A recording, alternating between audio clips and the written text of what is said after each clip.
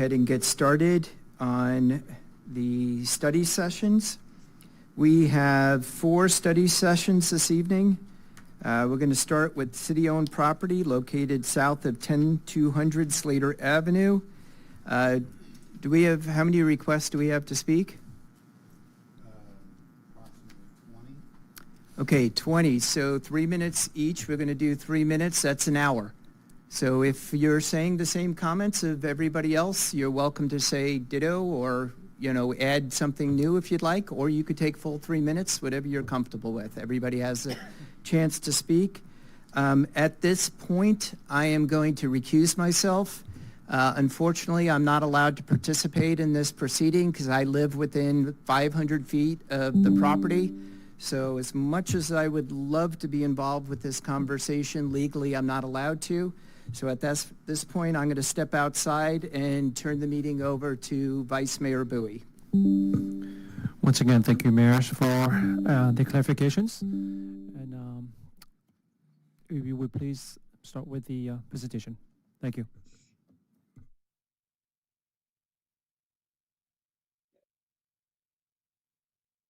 Members of the City Council.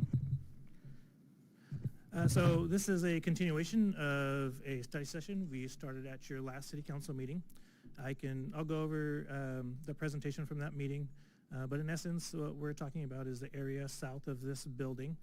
So the City Hall complex that encompasses 2 buildings that are occupied currently by the Boys and Girls Club. That goes up to the property that is currently leased out by that's owned by the library, by the County of Orange.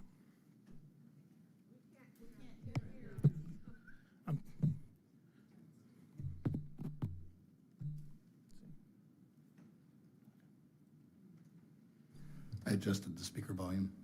Thank you, Rick.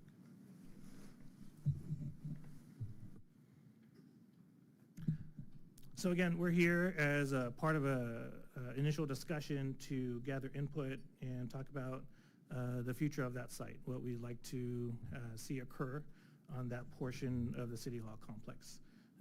Go over some potential options and outcomes, provide an overview of the potential regulatory requirements and framework, and are working with Cosmont Consultants to kind of walk us through the the Surplus Land Act process, which is a complex portion of state law that deals with disposition of properties.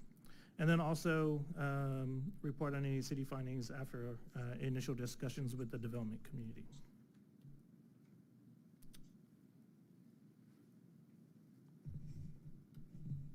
Rick, it's not responsive. Do you have a mouse?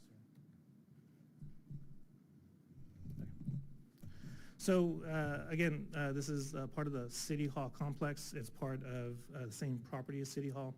It's about 2.5 acres.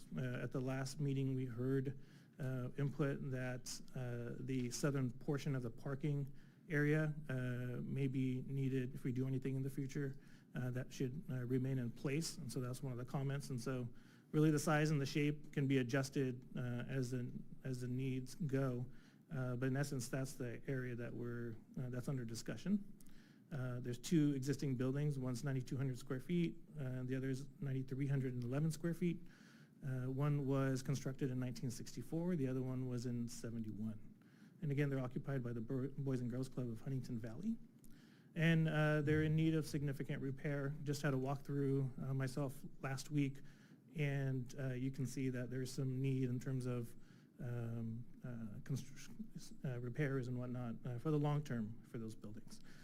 The cost, we went through based on some comments from the public in terms of wanting more information on pricing. So we went through and looked at what the costs are in today's dollars. And it's about $1.885 million to $2.1 million. That's the range that we came up with. So what are those improvements? They're ADA requirements. There's a list of what I think I saw was about 100 plus items on the ADA list that would need to be improved. The roof is a major item as well, and then the HVAC system needs to be improved. And so that's how you get to that $1.885 to $2.1 million amount. So just go over the Boys and Girls Club. They are a valued partner of the city. We will continue to have them located at this facility for some time to come, at least until their new facilities are online. But they are in the process of relocating. They are making other arrangements. In this case, the city is in two positions. It's the landlord, which we don't see ourselves in many times, and then also as a property owner. And so our discussions with them as a landlord is the long-term use of that property. And they understand, they're the ones there on a daily basis, the quality of the building and the long-term needs for the repairs. And so they're in that process, and so we will have some vacant buildings at some point, and so this is part of that process and figuring out what we want to do in the long term. The city has a long history of support of the Boys and Girls Club, and we continue to build that relationship. They're in those two buildings right now at a sub-market rent. They're at the Kingston branch at the Recreation Center that's provided rent-free. We provided lease waivers during the pandemic. We coordinate our clubs so that we don't compete or overlap with them as well. And we gave them some grant funding, or the foundation gave them grant funding during COVID as well. I'd also like to call up Art Groenveld he's the CEO of the Boys and Girls Club. He'd like to provide some information as well and some background. Thank you. Thank you, Omar, and everybody here tonight. Yeah, I'm in an interesting position because I've worked for the club in the city of Fountain Valley for 33 years, but I'm also a homeowner in Fountain Valley for the last 21 years. And so right now, the buildings we're talking about, we have our Clubhouse Academy Performing Arts Center and our preschool. And so thanks to the city and our long-term relationship on our Mile Square Park branch, Kingston branch, we're going to be able to move our Performing Arts Center to the Kingston branch if someone could write me a check for $3.5 million. But no, we know it's going to cost. We're going to do a capital campaign. We're already working with architects. We've already been very fortunate to have the entire city meet with our staff and our architecture team to help us streamline the process so that we can try to raise the money, build that, and get out without an interruption of service. Our preschool services children ages 6 weeks to TK.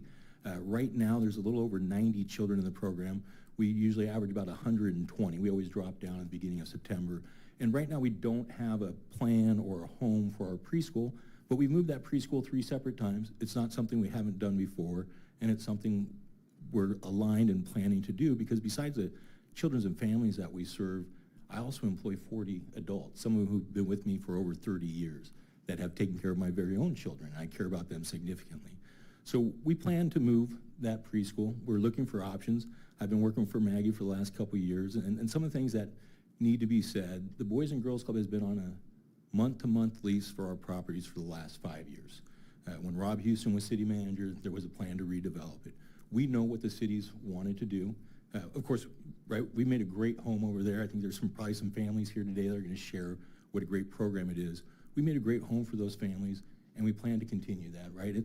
It's our mission to take care of kids and families, and so we look forward to our relationship with the city. We look forward to working as we move through these processes, and we respectfully will continue to move forward. And so if there's any questions, I'll be here to answer any, and I appreciate Omar and his team that have worked with us.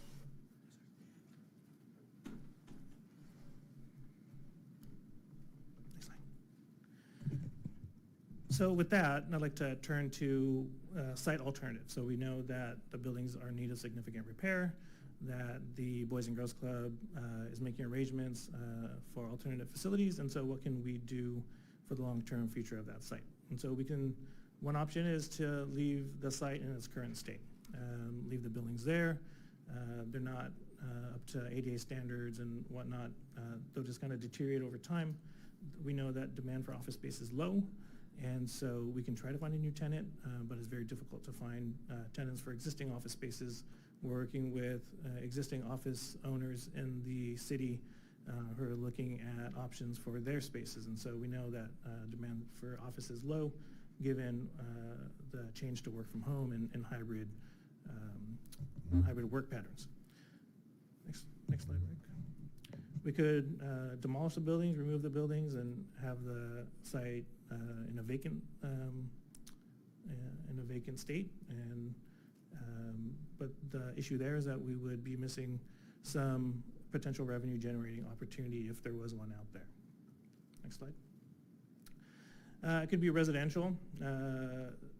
That would bring in one-time revenues for the city, but over the long run, it would cost the city more in services to the future residents, and so we really haven't gone that direction through the Surplus Land Act process. We will have to make it available to all the utilities and other users, including affordable housing developers, but that's not necessarily in the interest of the city.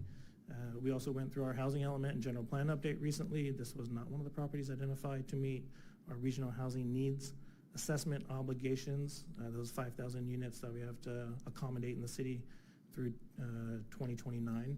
And so it could be, one option is residential. That's what is around the area, but that's not what staff would recommend. Next slide. So there are non-residential development opportunities that are available. The public at the last meeting mentioned event center, banquet hall was needed in town. When I first started in the city, hotel developer contacted me asking if that site was available. That's how it came onto my radar. And then we talked to hotel developers and other hotel developers, and they said yes, they are interested. It's a decent hotel site, and we know that there's demand in town. And so they contacted the city about 2.5 years ago plus with that interest. And then other types of uses can be explored, and that would be through some sort of RFQ or RFP process where we would go out to the development community and say, you know, what do you think and what could this site bear? What could we have on this site? How much would you be able to pay for it? Or would there be ongoing revenue stream for the city? And we can have that discussion. And then we can host meetings with the community to discuss those proposals and options as we move forward. Next slide. So I'm going to turn it over to Brian Moncrief. He's going to walk you through the Surplus Land Act process. Thank you. Thanks, Omar. Good evening, Mayor, members of the council. Brian Moncrief with Senior VP with Cosmo Companies. So, as we discussed in our last meeting, the Surplus Land Act has been on the books since the late 60s. It wasn't until most recently in 2020 that the state decided to significantly amend the act, requiring cities, public agencies across the state of California to, prior to the sale or lease of any property, offer that property to affordable housing developers as well as other public agencies to give them an opportunity to express interest. And so, this is really in response to the statewide, massive housing shortage we're experiencing in the state, particularly the California Department of Housing and Community Development has been really pushing public agencies to obviously build housing in conjunction with their adoption of their housing elements. So this is just one of many bills, probably over 200 or so over the last couple of years that the state has passed in order to achieve that aim. Next slide. So in general, there are 5 major steps. I think the first step here is really engaging, the council, the community, as well as HCD if need be, in order to understand the Surplus Land Act, what the implications are, what steps are involved, and anything we need to think through as a community and a city prior to disposing of a property for sale or for lease. Steps 2 through 5 really take you through the process in earnest. So prior to taking a step to even consider an option to sell or lease a piece of property, you have to declare the property one way or another. If it's surplus land, then that sets off a process that you'll see in steps 3, 4, and 5. If it's exempt surplus property, then it's a much more streamlined process, and it really, both pathways require HCD's approval at the end of the day to move forward. But we always take a look at the statute to see if any exemptions may or may not apply in any case. Step 3 is sending out the official notice to affordable housing developers and public agencies as statutorily required. That's a 60-day process. And so we give folks an opportunity to express interest in the property for that period of time, with the priority obviously being affordable housing developers. Should the city receive interest within that 60-day window of time, that kicks off or triggers a 90-day good faith negotiation period with any of the respondents that express interest within that 60-day window. Of course, the priority being affordable housing developers and or any public agencies that are interested at the time. Assuming no responses are received, we go to step 5, which is really getting HCD's approval, sending them a package of information about the process we undertook, who we sent the notice to. If we did have 90-day good faith negotiations, going through the process in which we conducted those negotiations, and sending all that information to HCD to ultimately get a letter of approval so that we could proceed with a sale or lease, whatever the community or the city's preference would be.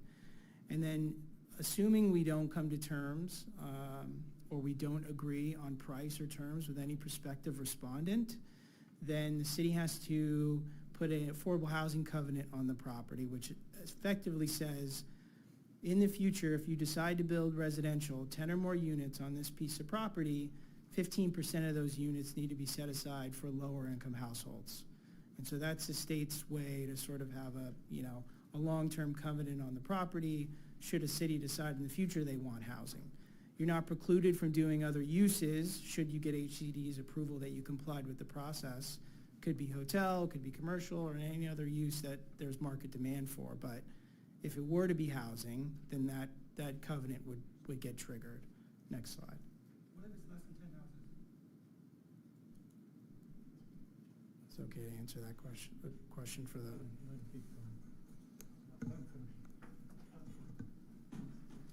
You want me to answer that? So, Yeah, go ahead. I'm just, did someone speak? Because somebody spoke from the back. We'll have yeah. time for 3 minutes of comments. And yeah, if you want to wait until the presentation is done, and I'll open the floor for public comments. And then just make sure that turn the blue card in to our city clerk, which is Rick, so that way he'll call your name up. Thank you. So again, sir, this is a study session item. The intent here is to have a discussion and in-depth dialogue to kind of talk about this site and engage the community. It's not something that's been decided on. This allows everybody to kind of voice their opinion, and if we can come to some consensus, that would be helpful as well. This is, again, as a study session, there's no required public notice, but what we wanted to do here was to ensure that everybody had a voice and that we had a transparent process. And so going above and beyond as we try to do, we sent out a notice to residents within 1,000 feet of the property. We also put it in the Orange County Register. Again, those are all things that weren't required. If there was something that we wanted to do and kind of force a project, then as I've seen mentioned, then we could have just put on your agenda and had that process. But instead, we wanted to have an in-depth discussion and dialogue to see what the city council and community would like to do with this property. But staff does have a recommendation, which is to initiate that Surplus Land Act and see what development options are available. We know that the clock is ticking. The Boys and Girls Club eventually will move out, and so what do we want to do with this property long term? And if we can find a use that is agreeable, then we do that through an RFQ and RFP process. That concludes my report. I'm really happy to answer any questions, and I know we have a number of comment cards as well. Okay, well, first of all, I want to thank you, Omar Ditaboy, who is our Community Development Director, for the clarification and the presentation to the public. And I also want to echo Boys and Girls Club, CEO Art. Thank you for your work, and we understand how important Boys and Girls Club is to our community. So once again, thank you for Boys and Girls Club, for the organization, for the work they do. At this point, before I open the comment to the public, is there any question from my fellow council member to Modena Boy? Please begin. Yeah, I have a question. Well, it's pretty loud, isn't it? They did that for me. Yeah. So with the Surplus Land Act, there have been changes to it. So you mentioned there was some changes that happened just this year in 2024. Can you explain what those changes are? Yeah, a lot of the changes related to specific exemptions that cities could take advantage of. For instance, the lease term, if you decide that you want to lease the property, you could lease it and not have to contend with the Surplus Land Act if it's 15 years or less, including any options or extensions. So that's one of the ways in which the state has said, look, we'll let you lease it up to this term. Other changes relate to the size of the property. So if it's less than half an acre, it's exempt from the Surplus Land Act process. So that was another big exemption. A lot of public agencies had small pieces of property that they wanted to dispose of and didn't want to go through a 6-month process to do it. So the state granted that exemption for them. The other thing is they made the requirements and the violations much more stringent. So prior to 2024, you could sell a piece of property. It would be, if you were found in violation, the state would charge you 30% of the sale price. And that would be your first infraction and 50% for your second infraction. They changed the methodology, so if, for instance, you sell a piece of property for $1, right, the penalty doesn't really have as big of a hit on a public agency.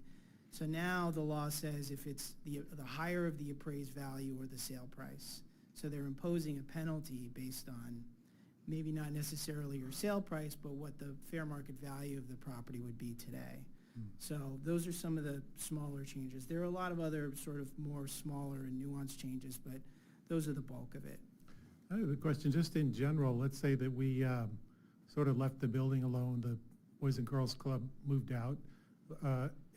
Is there any sort of, without us declaring it surplus, will they come in and say, hey, you're not using this property, or we're going to? Not at this time. Yeah. It's really after a council or a city makes a decision that they want to dispose of it in some manner. Okay. If you're hanging on to it and it's serving a public purpose and it falls within the definition of agency's use that the statute outlines, then there's no need to have to go to HCD to ask for a blessing one way or another. Okay, thank you. You're welcome. Have any other comments? I do. All right. Yeah. Councilmember Constantine? Sure. So just a point of full disclosure, I did get word this weekend that a group of fellow residents were going to be meeting and discussing the matter in Veterans Park Sunday at 11, so I went over, provided some information, answered some questions, didn't stay too long, but I was very clear. I didn't give an opinion. Thank you. Thank you, Councilmember Constantine. Councilmember Canine, any comments? Well, first of all, there was a few comments that went out there, and I want to thank you, Community Director Omar Didaboy, for the clarifications and the transparency, which you indicated earlier that we have gone beyond than what's required in terms of being transparent. We're not flying anything under the radar, nor this is a presentation session. It is recorded. Our meeting is also recorded, so there was any point in time that us as a body, as a city, that we are trying to hide this from the public. So I just want to make that clarification for everyone. Once again, thank you.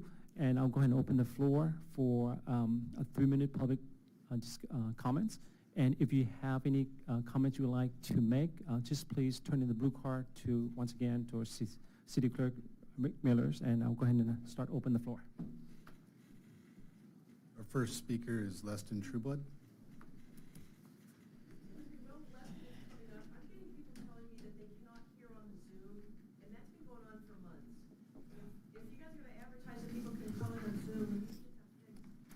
I've had one resident tell me she can't hear, but I have other people on Zoom that are not having a problem hearing anything.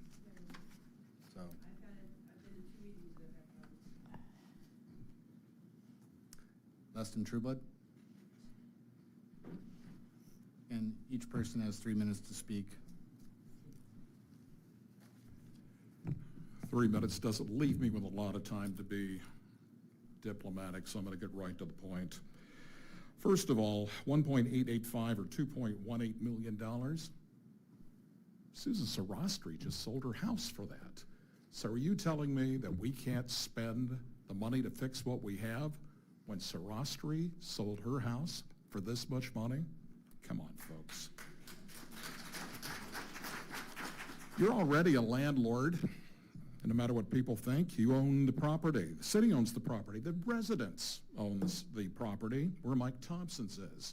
It's a much larger piece of property. It's right against the freeway. It's got freeway access. Why don't you go ahead and take that and develop it and let Thompson move someplace else here in the city? My goodness.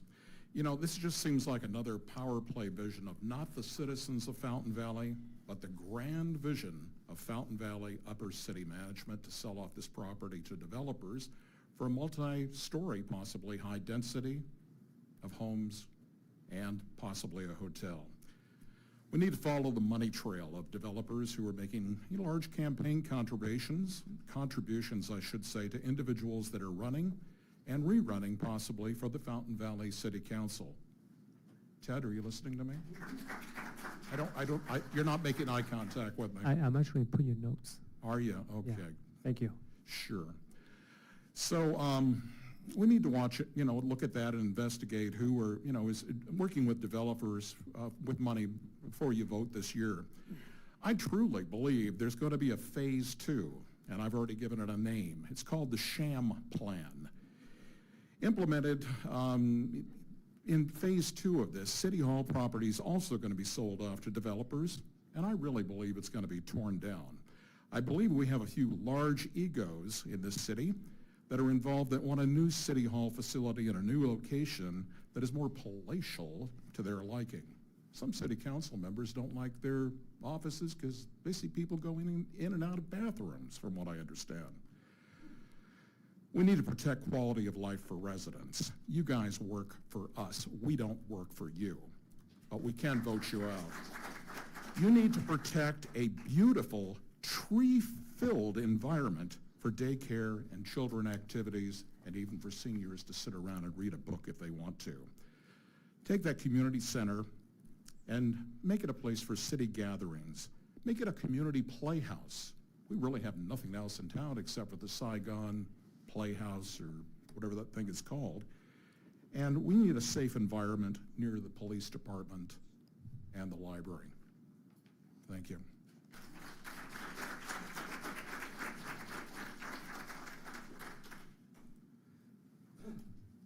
Susan Keith.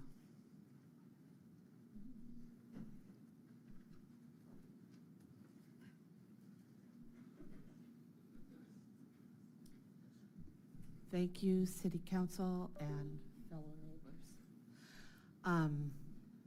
August 13th was my first time ever at a City Council meeting, and I'm extremely nervous standing here today.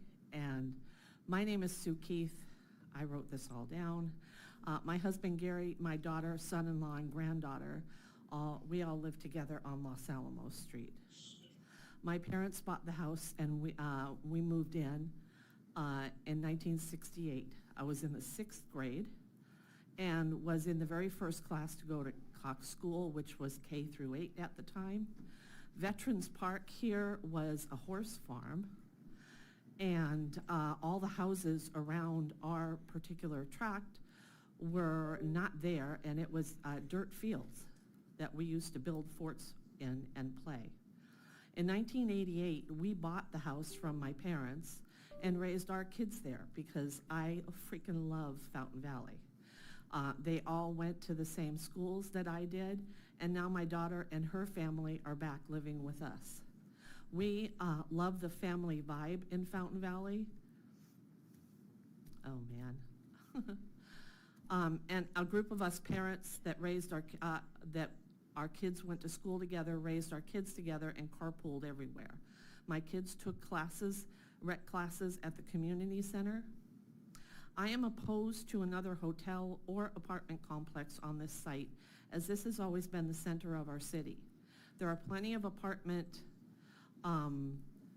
things on the game plans that I'm sure, and I'm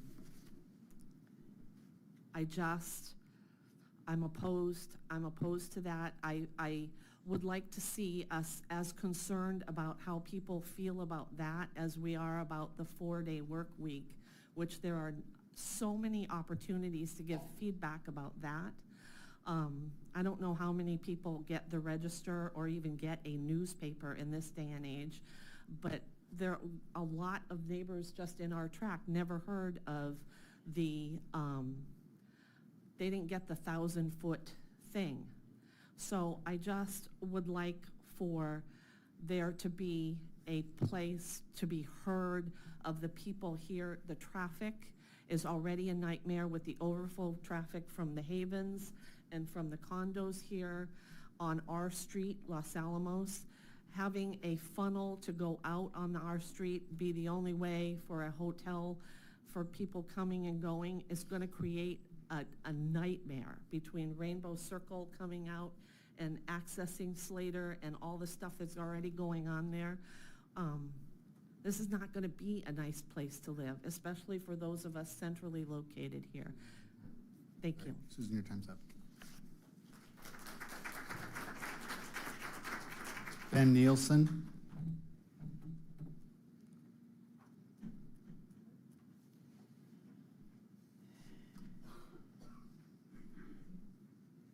Just a point of order, Mr. Mayor Pro Tem. You have 20 speakers at 3 minutes each. You're going to run over your, what is your intent with that, how to handle that? Well, we will still keep 3 minutes per public speaking. Oh, So you if we go over, it's a, Are you going to stop it after, at 6 o'clock? That's what my. no. You're going to go over? Yeah, we continue. Okay, fine. Let me just start by asking a question of the people here today. I'd like for anybody who's in favor of hotel to please stand up. Okay. Now I'd like to have anybody stand up. I'd like to keep the community center the way it is. Thank you very much. That's our community. That's what we're here for. I asked at the last study session 5 questions. I asked to get answers. The day after the study session, I sent Maggie Lee an email, asked for answers. No answers. On the 28th of August, I sent another email to Maggie Lee, no answers. On Friday morning, I guess it was, Colin, I received an email from Colin Burns answering some of the questions, which, by the way, that's a holiday weekend. City Hall's closed on Friday. Where do we go get answers? And those answers didn't impress me in the fact, even tonight, in Colin's letter to me, he noted the cost could be as high as $3.3 million. Now we're getting a different number tonight. What is the cost? Do you guys really know? It really, there's so many questions, and Colin answered some of the questions, and I appreciate that. And he asked me, what was my opinion? What did I want? I can speak for myself only. I can't speak for these folks. I think you saw these folks what they want. My opinion is no hotel, fix up the community center to what it was, and to have this community have a gathering place. That's mine. I was able to make a couple of phone calls. I know that the ADA issue is one of the biggest issues. Obviously, a lift is the biggest issue, an elevator. And I did contact Otis Elevators. I contacted McKinley Elevators. And this was on Friday afternoon, and there wasn't a lot of people in the office. I couldn't get real good numbers. But the numbers I got from both of those 2 elevator companies was $300,000, including equipment and construction. Now, I think you have like $2 million for ADA. It doesn't make sense. You know, something doesn't make sense. I have calls out to roof people, but again, holiday weekend, I can't get it. I can't get them fast enough. Just aside, I understand, and I've been in your shoes, guys. I know you need money. We all need money, okay? Let me just remind you of what you have coming in, what you have recently got, and what you have coming out in the future. HH8 funds, 1% sales tax on everything sold in Fountain Valley. Over and above every other city around here, you have Costco, Sam's Club, Mike Thompson, big bucks coming in. Ben, your time is up. Thank you. I would tell you the only. Vincent Morrison.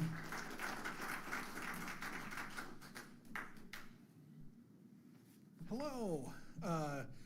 It's my first time ever coming to a city council meeting ever, because this is an incredibly important issue. My 2 girls are currently going to Boys and Girls Club activities. They have been active participants in here, and not only that, but I grew up right here across on Bouchard, born, raised here. My dad was born and raised here. And Fountain Valley living up to not only being a nice place to live, but it should continue investing in making it a better place to live for everyone here. And turning it over to commercial or housing or a third party to manage in whatever way they see fit as just an open plot of surplus land is not making it a better place to live for the community. Instead, having it investing either in the buildings that are or building better and making it available not just for community access and allowing people to congregate, but serving an important role that the buildings currently do, which is administrative for places, organizations like the Boys and Girls Club. It isn't just another meeting space that you can get at a hotel or at the Civic Center or somewhere else. These are places where people can go and work and create the plans and be inspired to make the next big things that puts Fountain Valley in the news as an amazing, nice place to live. Doris Figueroa.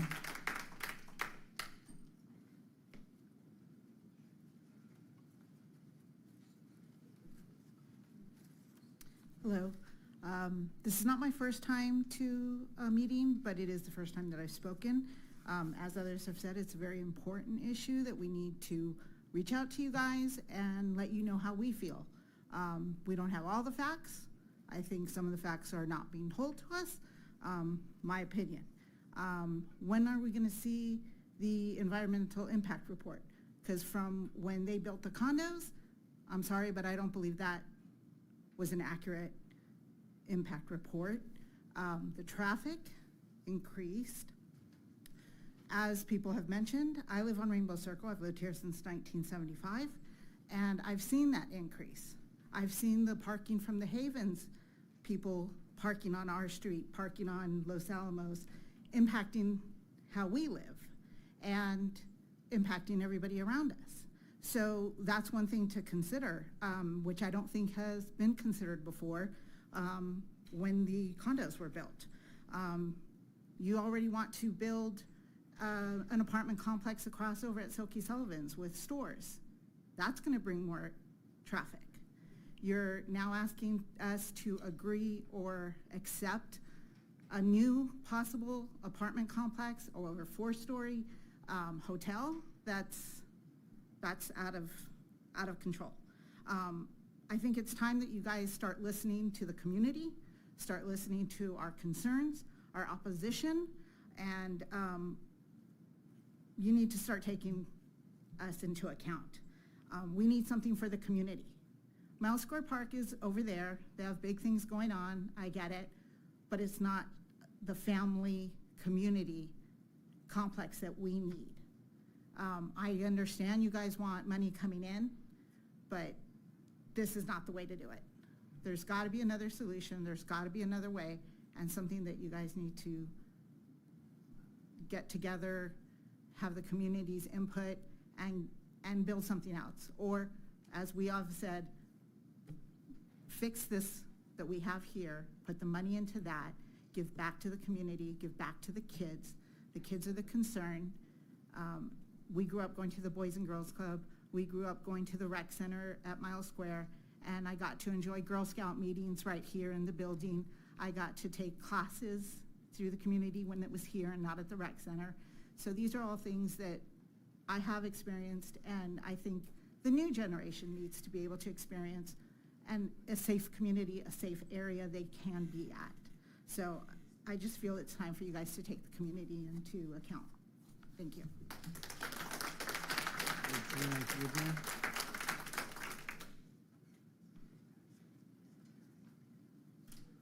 Regina Hubner.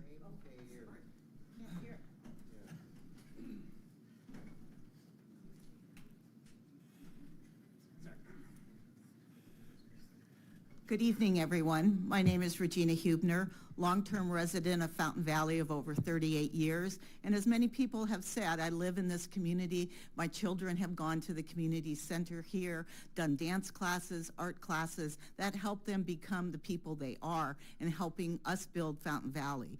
I would like to see the City Council consider maybe something totally different. Many years ago, we talked about doing maybe a Main Street when we were going to build the condos and the homes over just across the way here. Maybe we can take all of these buildings, the City Hall, the police, the library, the historical society, make it a Main Street. This is the history of Fountain Valley. I'd also like to see you consider something that would be a banquet room that would help bring in some of that revenue that I know the city needs as we move into the future. Since Claim Jumper has moved away, there isn't really a restaurant that you can go to and have a meeting of 70 to 100 people and have the banquet facilities. There's a great need. We have wonderful restaurants in Fountain Valley, but nobody has a banquet room. We could come up with a plan to have a restaurant with a banquet room, open it up. The Historical Society could use the food services. We could have wonderful events all together as a community. The last thing I'd like to say is that, yes, there's a lot of information we don't know about this project, the costs, the traffic. You're going to hear that a lot. That's a major thing. Since I've lived here, there's been 2 developments, and the traffic has definitely increased. The biggest is on Slater. You go down Slater between 5 and 6 in the evening, and it's like the 405 freeway. So please consider things, think outside the box. I know we don't have to make a decision today, but thank you very much. Jay Seashore.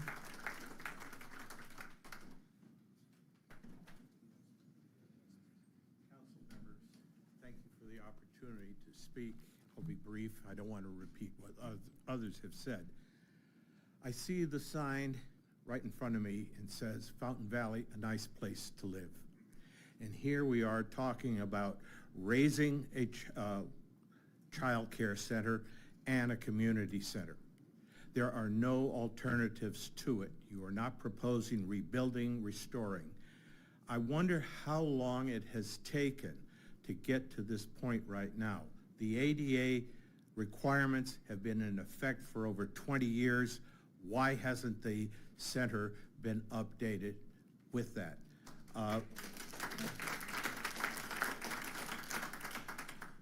I would not like to envisage this community being surrounded by apartment complex or a hotel in the middle of it. It is a lovely community. It has so many advantages. They are intrinsic just to this area. And I would just close by saying, read that sign again. A nice place to live. Let's keep it that way. Rudy Hubner.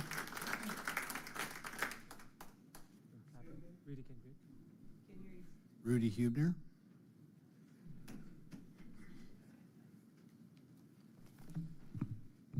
Good evening, members of the City Council. My name is Rudy Hubner. I'm also a longtime resident here, and I want to echo some of the sentiments expressed by my mother, Regina Hubner, who still lives in my childhood home here in Fountain Valley. As I stated in my previous comment on the study session topic at the last council meeting, I think that we really need to fight harder to keep this land for the community. I think that there's an incredible opportunity and needs to be filled for these community gathering spaces, for our children, for our service clubs. I think that there's a great opportunity to generate revenue based on renting out these spaces for the community. And I'm talking spaces of varying sizes. Let's say I wanted to get together in a conference room and meet with 2 or 3 prospective clients for my web design business. Is there a place in the city where I can do that? No.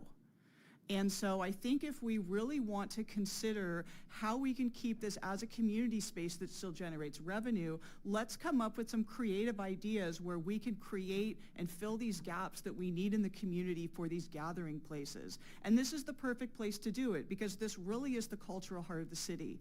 We have our city hall, we have our PD, we have the library, we have the historical society. There's so much here that's really connected to the roots of our city.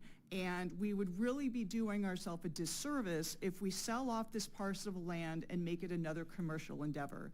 And the last point that I want to make, because I do agree with a lot of the sentiments expressed here by the members of the community, what I really want to know in terms of filling needs in the community, we have 3 hotels, one that sits walking distance, the Ayers Hotel. and 2 other properties on the other side of Brookhurst. What is the occupancy of those properties? And is there a prevailing need to have another hotel or commercial property in this space? Because clearly there's a need to keep this space for the community. Thank you.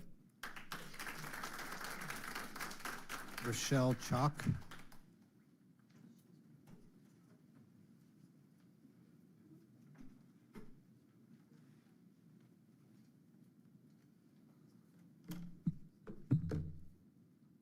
Hello, my name is Rochelle Chalk, and I've been a Fountain Valley resident since 1975. Keeping the Boys and Girls Club of Huntington Valley as tenants is very important to the community of Fountain Valley. Both of my daughters took classes at the Clubhouse Academy for years. They developed a love of dancing that remains today, and it started with classes at the Boys and Girls Club. The Learning Center Child Development Preschool serves children from 6 weeks of age, and the 2-story Clubhouse Academy holds classes in dance, gymnastics, karate, piano, and guitar. These programs are less expensive than other options in the city. There is an 8-month waiting list at the preschool, so that shows how great of a need there is for a place like this. Most preschools only take children from 2 years old.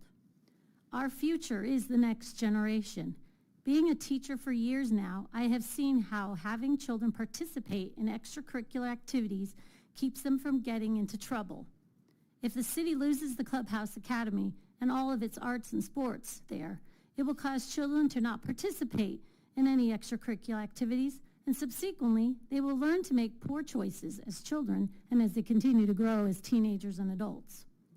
In a conversation with Art Groneveld, the Chief Executive Officer of the Boys and Girls Club of Huntington Valley, he stated that over the years they have done many refurbishment projects to the interior of the 2 properties to keep them a safe and clean place for children and staff. For example, they put in new carpet, new tile, air conditioning. The Boys and Girls Club is only responsible for the interior. They pay a monthly rent of $14,000 for both properties, and that money should be put back into the 2 buildings to refurbish them. According to Mr. Groneveld, the Boys and Girls Club of Huntington Valley have been very fortunate to be able to lease these 2 properties for many years, and they do not want to move. He stated it would cost $3.5 million to build onto the Kingston campus on Brookhurst Street so that they could offer the same arts and sports classes that are currently at the Clubhouse Academy. That is an enormous amount of money that the Boys and Girls Club, which is a nonprofit, would have to raise. As of now, they have no plans for what to do with the children at the preschool. If the Boys and Girls Club lose their leases, all these parents would have to find a more expensive option for daycare. These 2 buildings offer enriching services for so many families. They also offer a safe place for parents to drop off their children while parents work. It would also cost over 40 employees to lose their job. I have lived in the city almost my entire life and have a sense of community with activities and knowing that a sense of community is important. Children are our future, and they need to continue to have a reasonably priced outlet for daycare and extracurricular activities. We do not need another hotel. We're not a huge city. Hotels are notorious for drug deals and other nefarious activities. I do not want a hotel close to my house. Whether it's a hotel or apartment complex. Rochelle, your time is up. Thank you. Doris Flynn.